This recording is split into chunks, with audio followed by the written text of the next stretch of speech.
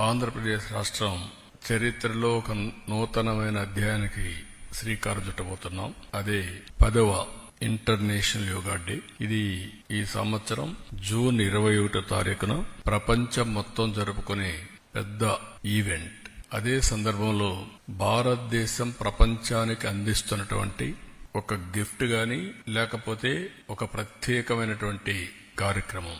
దీనికి నాంది పలికినటువంటి ఎప్పటి నుంచో మనకు వారసత్వంగా యోగా వస్తుంది.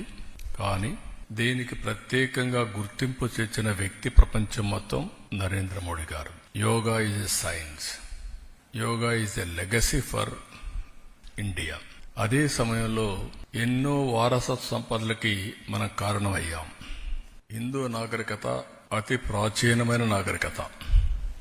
అలాంటి మన దగ్గర వచ్చి ప్రపంచం మొత్తం చదువుకున్న రోజులు రాను రాను ఇవన్నీ కూడా అనేక దాడులతో లేకుంటే వేరే వాళ్ళ పరిపాలనలు ఇవన్నీ కనుమరుగయ్యే పరిస్థితి వచ్చింది. అలాంటి ఒక్కొక్క దాన్ని మళ్లీ గుర్తింపు తేవడమే కాకుండా ప్రపంచానికి దీని విలువ చాటి చెప్పించి వాళ్లు కూడా అమలు చేసే విధంగా తీసుకొచ్చిన ఏకైక వ్యక్తి నరేంద్ర మోడీ గారు.